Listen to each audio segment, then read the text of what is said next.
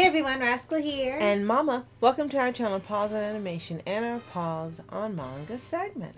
And today we are covering the Tokyo Ghoul RE manga, just in time for Spooktober. Yes, now this is the sequel manga to the original Tokyo Ghoul. And it sold over 3.7 million copies during the first year it came out, believe it or not, in 2015.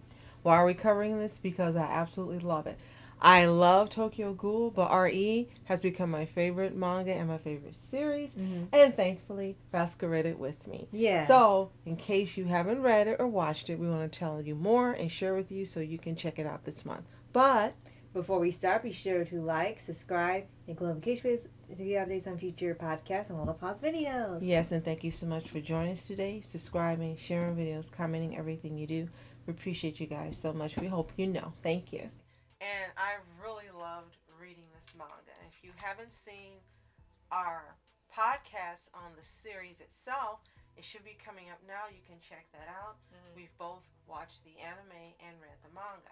So for those of you not familiar with the Tokyo Ghoul franchise, it's a dark fantasy manga series written and illustrated by Sui Ishida. The first manga came out between September 8th of 2011 through September 18th of 2014 with 14 volumes. This manga, the Tokyo Ghoul RE, and you find out what it means in the manga itself, has 16 volumes. And both mangas got their own TV series. Right. The first Ghoul had 2 seasons and RE has 1. Right. In my opinion, for the series, RE is much better watched than the original Ghoul.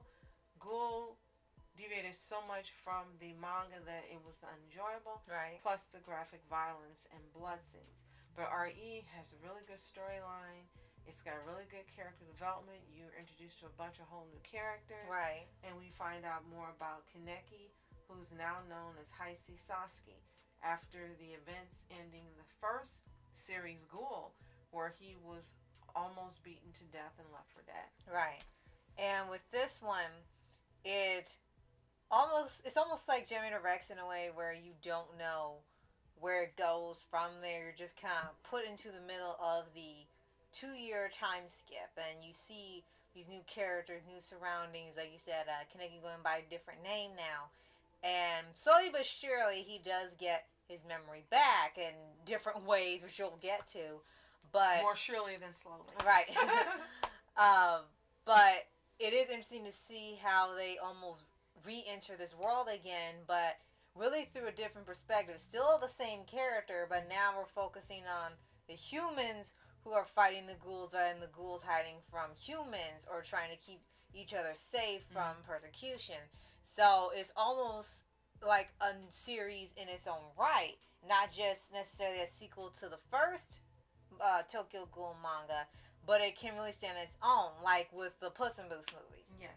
Now in this one we have, I'm going to call him High for now because the majority of this manga he's High, H-A-I, that's what I mean. Right. He's the leader of the Quink Squad, which is a group of half ghoul, half human hybrids who are like him, who use their abilities to attack and defeat ghouls. And so yes, now the CCG and the doctors are deliberately transplanting weapons and organs into humans so that they can frame up, as it's called, Right. when they go full ghoul, while they're trying to eradicate full ghouls. I guess fire with fire then. Yeah, it's really weird. So again, this manga series is 16 volumes. The stories are interesting. You're introduced to new characters because he's leader of the squad. You got Tonabayashi, you've got Yuri, you've got Shirazu, you've got Suzuya, Muski, and then you've got some old favorites that we know from the first series like Kisho Aruma. And then you've got some new characters that are members of the Washu family who are supposed to be the ones who are head of Tokyo Ghoul CCG, Right. and eradicating ghouls, and you get a big secret about them. And special investigator Marude, who leads countermeasures. So you are introduced to a whole lot of other new characters. And what I said for here is you get to see a different version of Kaneki. Right. With him as high. Right. Because he's got a different personality. He's fatherly to the recruits that he's training. Right. And he makes them Christmas dinner, invites them over, gives them gifts. He's very attentive to him. They can go to him and talk to him about everything. Even Tomobayashi calls him Maman. Right. Because he's so much like a mom. Mm-hmm. And in this series, most of them start off younger, ranging from 17 to 20. And then by the end of the book, there's a 6-year time skip. So they end up ranging from 29 to 32 by the end of the series. Right. And of course, Kaneki is in his 30s by the end of the series as well. But I like the character development for each of these investigators. And I like seeing this side of Hai. Unfortunately, it's not going to last because during his normal days, he's actually having dreams and seeing images of his previous life. Right. And that starts coming up more and more throughout the series. And there's even a point where he has the realization of remembering who he is. And it ends up being a lasting impression because when he starts to think out processes and plans and every step and everything, there's a scene they keep both in the manga and the anime where he's talking to the different versions of himself from like the time I'll say the franchise has started all the way up to his current one. Mm-hmm. So you see him with the different hair, or with the eye patch, or with the ghoul mask, or he's different heights and everything. So he's literally like talking to every version of himself that's had the different experiences, and sort of like he's his own what do they call it? Screening, a test screen. He's his own test screening of the plans and things. Even to a point where he wrote his own little comic about how scenarios should go, and then they said no. I also want to mention, as you're saying that, you also see the reappearance of Tsukiyama, Mm-hmm. who in the first series wanted to eat him, the gourmet. And now he's actually one of his allies Mm-hmm. after he is involved in helping him regain his memory.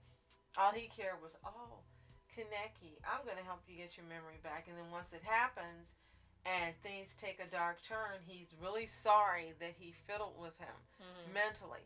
And he actually becomes one of his best aides and friends and allies, which was like, there's no way you saw this coming. Right.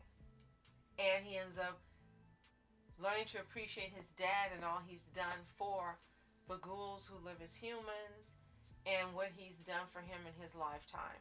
And that's actually a lot of character development and seeing he and the dad get together. Right. And now that he knows the truth and he's going to help the family, he can be the best person he can be. And he ends up being that which you never saw coming. Right. And yes, we know the way that Hai looks. Women want him, including one of the investigators he's training who loses her mind later when he ends up back with Tuka. Oh my gosh. And you've also got the reappearance of some investigators we thought were gone. Right. Surprisingly. Because, yeah, they've been experimenting on everyone. And I mean everyone. And it's like almost now the CCG is all half ghouls. Right. And then by the end of the series, when they're trying to eradicate them, you've got some really deep, serious storylines going on. Right. So I'm going to quickly read the back of the final volume, and then we'll get into a couple of the comics they run in each one. Yes.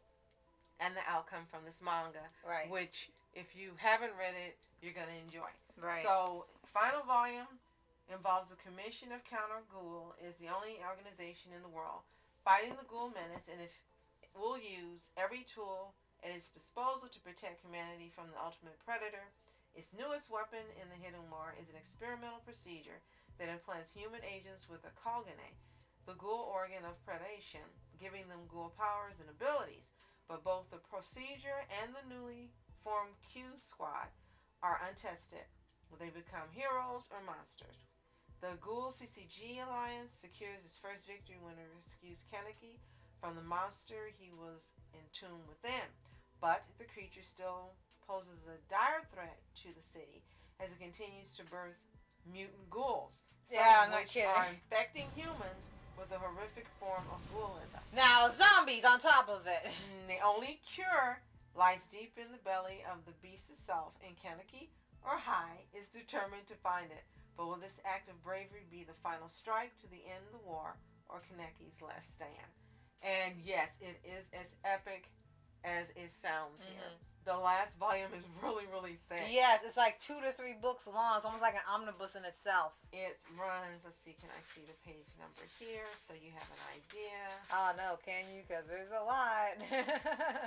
It's over 300 pages. Oh, my gosh. So it's really, really good. And there is a happy conclusion, which may make some people upset who like to have dire endings. But I personally like that characters that I've grown attached to and characters that are my favorites and I love actually make it out of this. Right. So for me, it's a happy ending. So we want to quickly talk about the comics that run at the end of each volume. Yes. That are absolutely hilarious, pointing out inconsistencies and problems with characters and their idiosyncrasies and yes, and just goofing off in a way. And that's probably one of the best things of the series, because it is a serious story, but there are times where they let a little comedy in every now and then in the story and some of the responses or reaction things. And then, like you said, the biggest things are in the end comics themselves at the end of the manga. And one of my favorite things that comes right before the end of a certain volume and for the comics is that the chapters have like the numbers and then usually the title. And then the final chapter was called A, but they didn't release the name of the chapter until you got to the final page. And you're wondering, well, why is it called A? Well, then you see the cities being destroyed, and on the side of it, you see one going, ah! And it's just constant screaming, like, who did this? Who did this? Like, that's the last chapter screams, and then the book's over. But they're funny, and they're good because after you've been reading this intense work of art, you need some levity, and they give it. Right. Within it, you've got some, but the closer you get to the end of the book, the less funny it is, and the more serious it is. And unfortunately, you do lose some characters that you grow to love, including Shirazu. He actually became, I call him Tokyo Ghoul Kirishima, but he actually became a favorite, calling him Mr. Sass, and him actually giving him the responsibility of leading, being a lead investigator. And he just turned out to be a really good guy. So I also like at the end of the 16th volume, they tell you the outcomes to everyone. They tell you about how they're eating synthetic foods, which I think this is pretty funny when you think about how things are now. It says the TSC laboratory developed synthetic foods ghouls could safely ingest. Initially called synthetic meat, the name was later changed to the more euphemistic synthetic foods after several years of experimental rationing. And if you think about it, they talk about Bill Gates wanting to make synthetic meat. And that's all I could think about when I saw that. I'm like, they were years ahead of their time. Personally, I won't be eating it. And you find out what happens to each character. Again, some of them actually are healed from the things that have happened in Volume 16.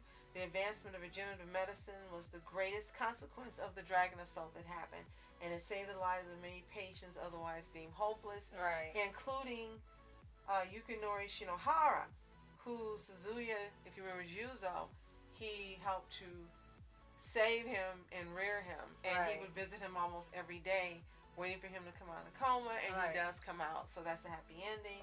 And then, of course, you know that Tuka and Kaneki, who that's the name he uses by the end up together, and they have one living child by the end of the book.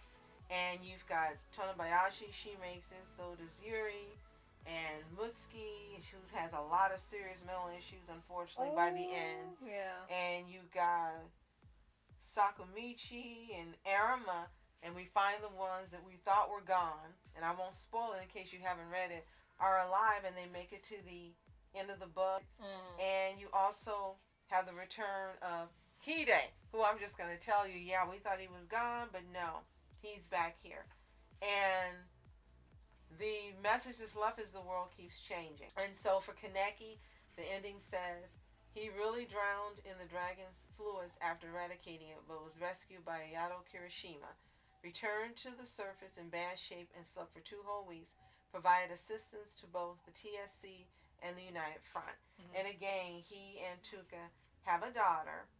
And at the end, you've got this picture of them standing in a field. And he says it's a beautiful day. So there's so much more that happens in here that you've just got to read.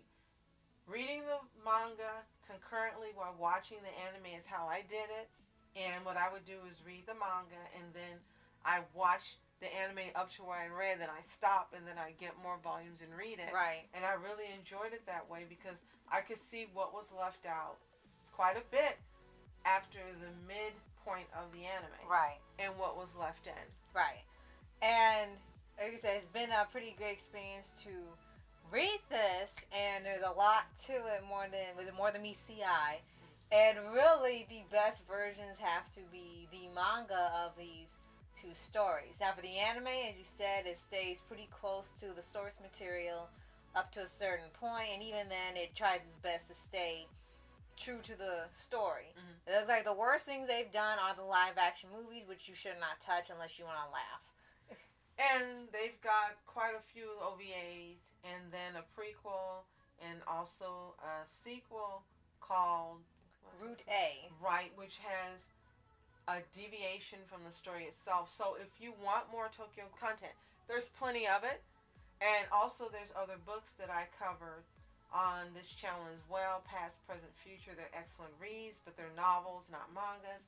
If you haven't read any of the Tokyo Ghoul franchise, you should. So if you've read Tokyo Ghoul RE manga, let us know in the comments. Even if you've watched the anime on Hulu or Crunchyroll, let us know in the comments. Did you love it?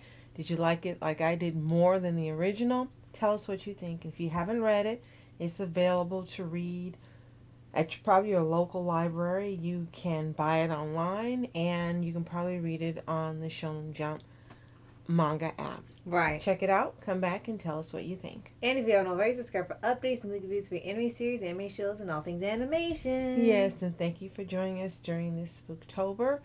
As always, you are special. Thank you so much for watching Mask Entertainment. And I'm Mom Entertainment. Have a fantastic day. Peace.